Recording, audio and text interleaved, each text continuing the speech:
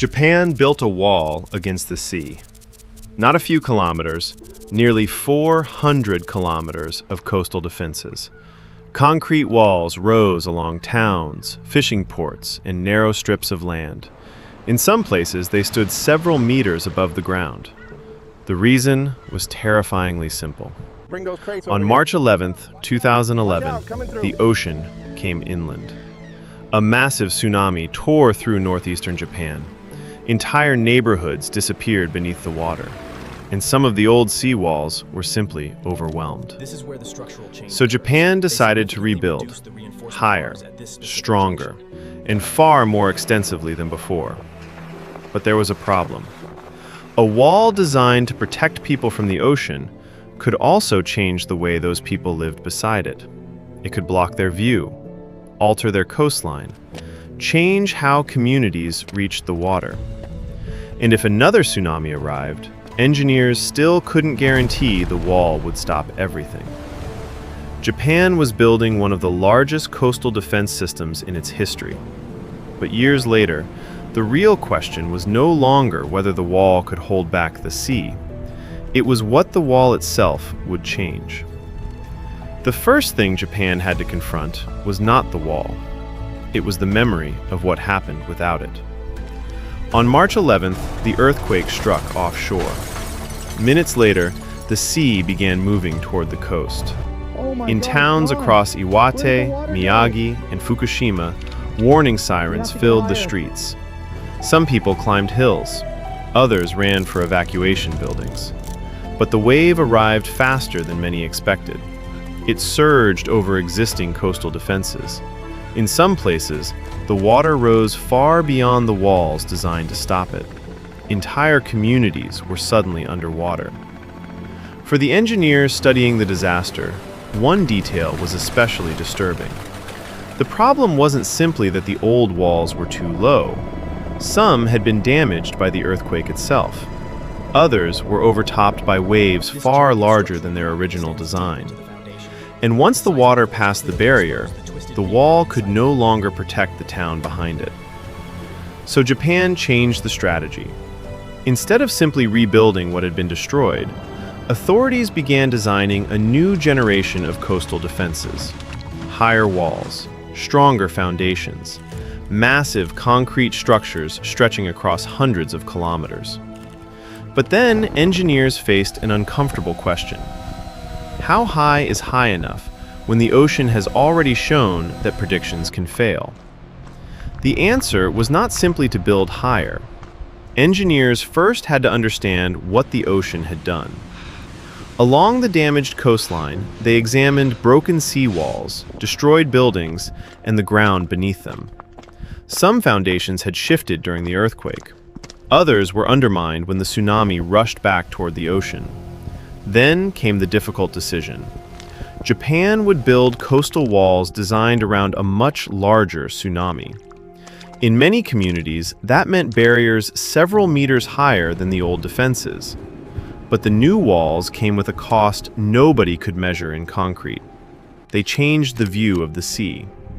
For fishing communities, that sea was not just scenery.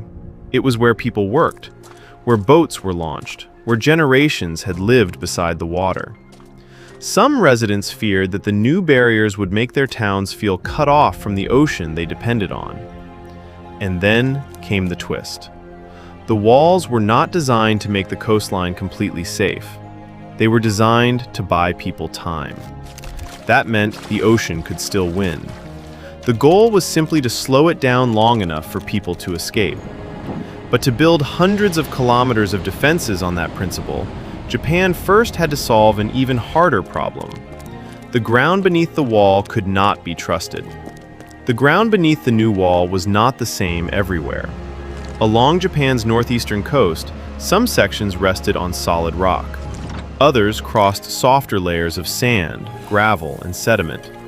That difference could become dangerous. A wall can be massive, but if the ground beneath it shifts, the structure above can move with it. Engineers had to reinforce the foundations before the concrete could rise.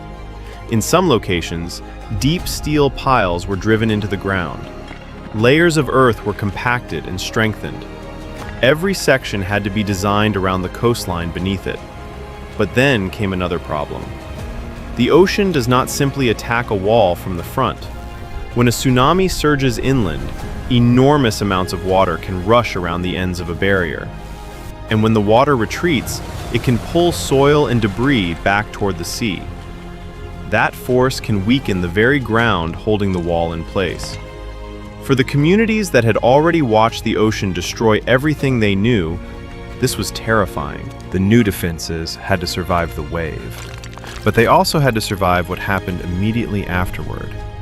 And slowly, another reality became impossible to ignore. The higher the walls became, the less people could see the ocean. In some towns, the barrier began to dominate the coastline itself. Japan was building protection, but it was also rebuilding the landscape. And the most controversial changes were still ahead. The walls were getting taller, but something else was disappearing. In some coastal towns, people could no longer see the ocean from streets where generations had grown up. For fishermen, that felt deeply unsettling. The sea had always been part of daily life. Now, in places, it was hidden behind enormous concrete barriers.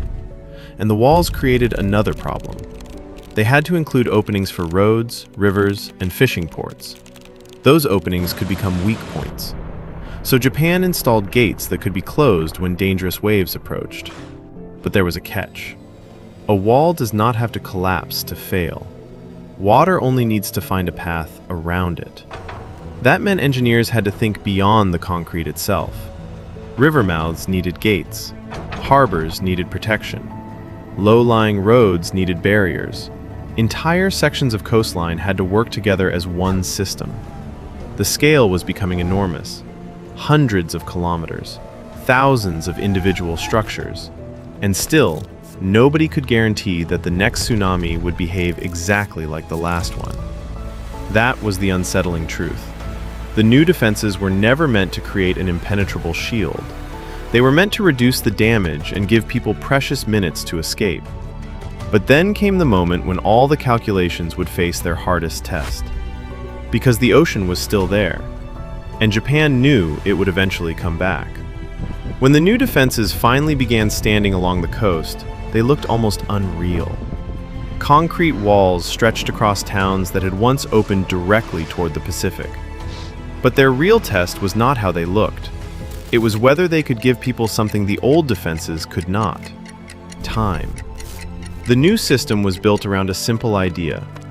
A tsunami might still overtop the wall, but slowing the water could reduce its force. And those extra minutes could mean the difference between reaching high ground and being trapped below it. For communities that had lived through 2011, that mattered more than appearances. Yet the finished walls left behind a complicated feeling. Some residents felt safer. Others felt separated from the sea. The coastline they remembered had changed permanently, and that became the strange legacy of the project. Japan had not defeated the ocean. It had learned something more difficult. Nature could not be controlled completely. It could only be prepared for. The 400-kilometer defense became a physical reminder of that lesson, a monument to a disaster, a barrier against another one, and a warning that even the strongest wall can only buy time.